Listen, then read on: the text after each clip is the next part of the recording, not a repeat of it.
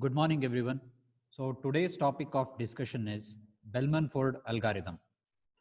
Now, in the previous few classes, we have discussed about Dijkstra's algorithm. Bellman-Ford algorithm is very similar to Dijkstra's algorithm. Okay. If it is similar to Dijkstra's algorithm, how is it different from Dijkstra's algorithm? In fact, both these algorithms are used to find a single source shortest path. That means from one given source to all other destinations, you are going to find the shortest path. That is the aim of both of these two algorithms. That is Dijkstra's algorithm and Bellman-Ford algorithm. So what is the difference? The difference is, in case of Dijkstra's algorithm, the edge weights, the weights of the edges, the weights of the path from given node to another node could be positive weight in case of Dijkstra's algorithm. In case of Bellman-Ford algorithm, it can be either positive or negative. Now, for example, if we take this graph, you can see there is a positive edge from 1 to 3, whereas there is a positive edge from 4 to 6. Negative edge from 4 to 6. Take a pardon, negative edge from 4 to 6. And negative edge from 3 to 5, negative edge from 2 to 5, and so on. So that is the main difference between Dijkstra's algorithm and Bellman-Ford algorithm. Okay. Now, how do we find a shortest path from given source vertex to all other vertices in the graph? The question remains, how do we find the shortest path from given source to all other vertices in the graph? That is the question. That is where we apply this Bellman-Ford algorithm. So as I told, this algorithm comes under the concept of dynamic programming. In case of dynamic programming, we already have a recurrence relation. Based on that recurrence relation, we are going to solve the problem. Now, this is the main operation or main recurrence relation for this algorithm. Distance from k to u is equal to minimum of distance from k minus 1 to u, comma, minimum of distance of k minus 1 to I plus cost of I to u. So, okay, if we consider this table, what is the first step that we apply is, given this graph, first we are going to compute distance from 1 to 1. So,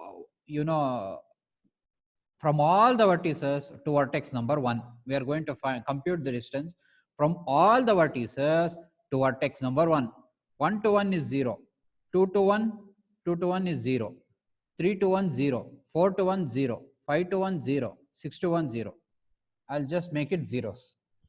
Next, since I have filled the first column, now I am going to fill the first row. How do I fill?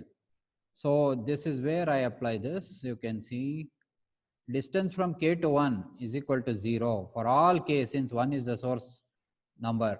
Also, distance from 1 to 2 is equal to 6. Distance from 1 to 3 is equal to 5. And distance from 1 to 4 is equal to 5. Now, how did we get these 6, 5, 5 respectively? It is very simple.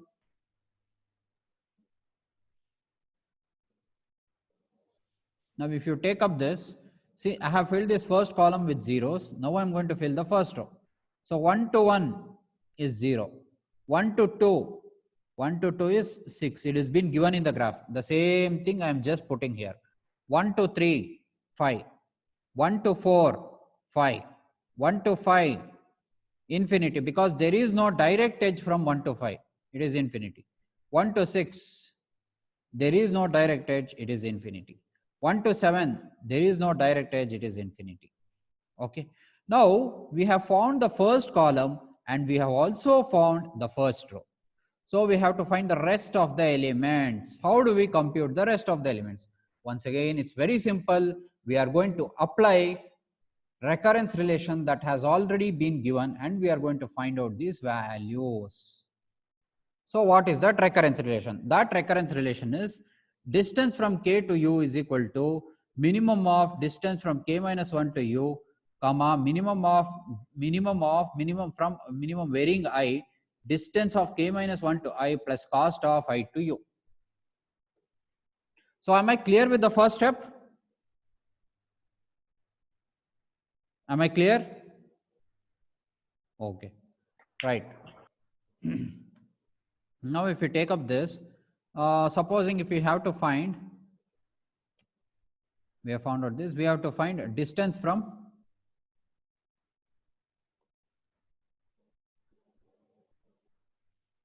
We have to find distance from 2 to 2. Let us find the distance from 2 to 2. How do we find it? So distance from 2 to 2 means I'll apply this formula. After applying this formula, I get distance from 2 to 2 is equal to minimum of distance from k minus 1 to 2. 2 minus 1 is 1. 1 to 2, comma, minimum of distance k minus 1 to I plus cost of I. What is the value of I? I value is cost of I to 2. So if we take up, now what is the value of I is the question. The value of I is, now we are finding the distance from 2 to all other vertices. That means we have to take the value of I as, one second, 1, 3, 5, 6, 7. We have to take the value of I as 1, 3, 5, 6, 7. Distance from 1 to 2, distance from 1 to 3, distance from 1 to 4, and 5, 6, 7. Distance from 1 to 5, distance from 1 to 6, distance from 1 to 7. 2 to 7. Now if we take distance of 2, 2 is equal to, now I'll substitute for this. What is distance from 1 to 2? If you look at this table, distance from 1 to 2 is 6. It is been given in the table. We have already found out that in the table. So 6, comma, I'll place here. Minimum I varying from 1 to 7, except excluding 2, I'm going to include 1, 3, 5, 4, 6, 7. I'm going to include these 5 values. So it is minimum distance 1 to 1. What is 1 to 1? 1 to 1 is 0, right? Repeat once again, sir. I'm not understanding. Okay. Now I'm going to apply the formula. I'm going to apply this formula. If I'm applying that formula, how do I apply? Now I have to find distance from, if you see, we have already filled these row values. We have already filled these column values. Now I have to find distance from 2 to 2. 2 to 2. This value I have to find out. It has come 3 here. How did I get 3 is the question. So how am I going to find out that is, I'll apply this formula. After applying this formula, see, I'll get it. Distance from 2 to 2, subscript 2 to brackets 2 is equal to minimum of distance of k minus 1. K minus 1 means k is equal to 2. 2 minus 1 is 1. So distance from 1 to 2, comma, minimum of distance of k minus 1, that is 1 to I plus cost of I to 2. Now how do we take the value of I?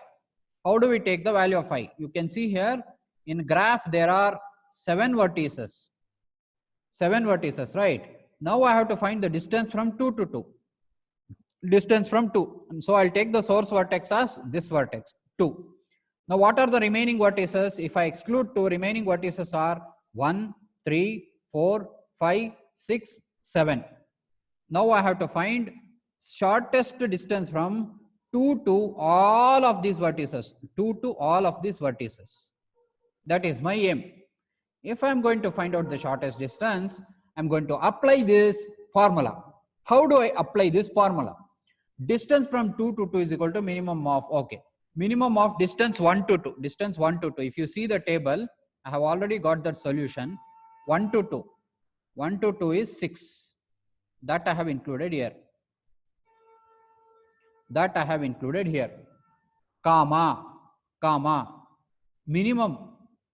You have to take the values of I. Distance from 1 to I value is 1 I have taken first. In the first iteration, I have taken 1 as the I value. So distance from 1 to 1. Distance from 1 to 1 is, what is the distance from 1 to 1? Distance from 1 to 1 is 0.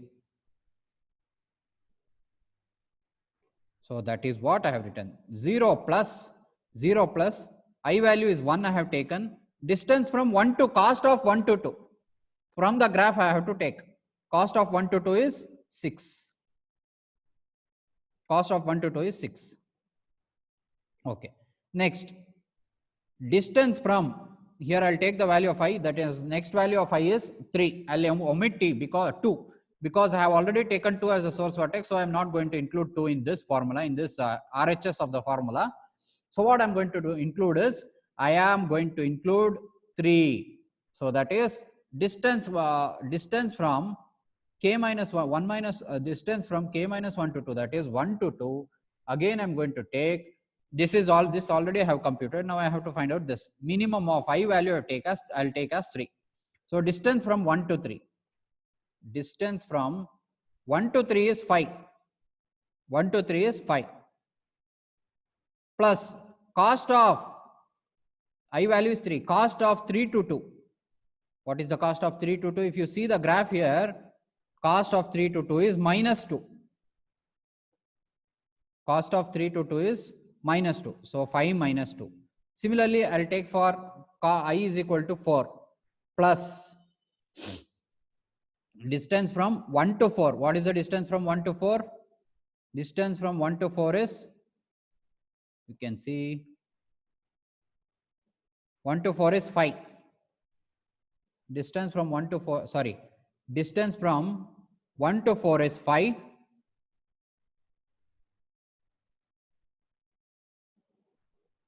Plus cost of 4 to 2. What is the cost from 4 to 2? There is no direct edge from 4 to 2.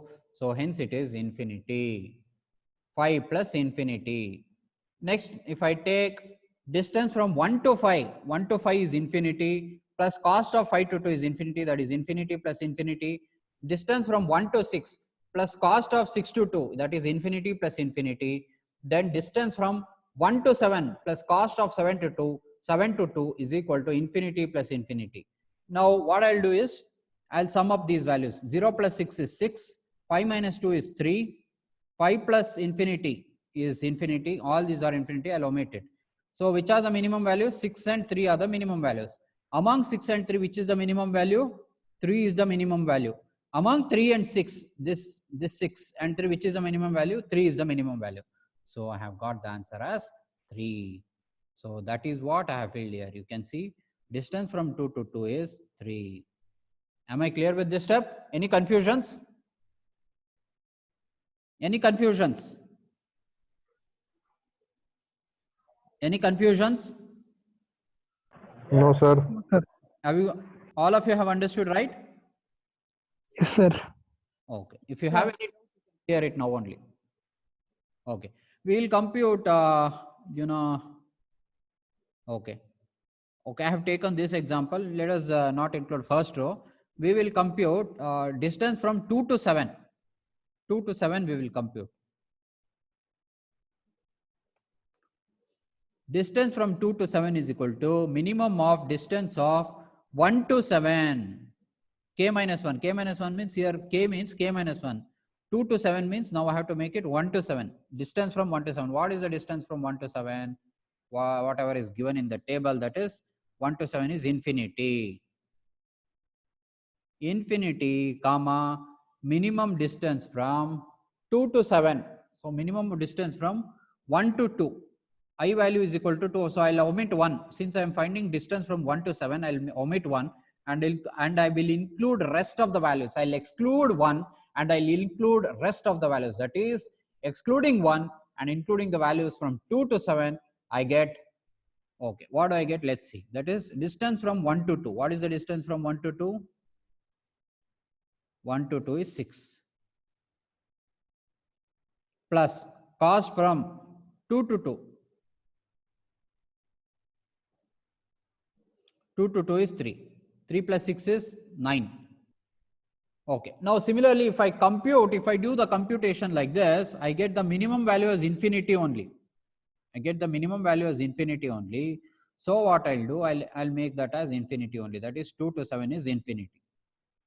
Okay. Now if I take, similarly, if I take all the values, I get the values. If I compute all the values as per the formula, I get the values that are present in the box. Okay. Am I clear with this algorithm? Any confusions? Any confusions with this problem? See, you will have to just apply the formula and use the values of the table. As I told, in dynamic programming, the solutions are overlapped or the values are overlapped. Whatever value you have computed in the previous iteration, that value you would be using it in the next iteration. That is the trick. And already the recurrence relation will be there. You have to understand, you have to apply this recurrence relation and you have to solve the problem. Okay. This is the algorithm. This is how Dijkstra's algorithm works. It is very easy to understand. So here they have used 3 for loops, 4 for loops. First, I'll find distance from, distance of I to all other vertices, distance of each vertex to all other vertices. Okay. Then I'm going to perform the computation here. Oh, 1 second.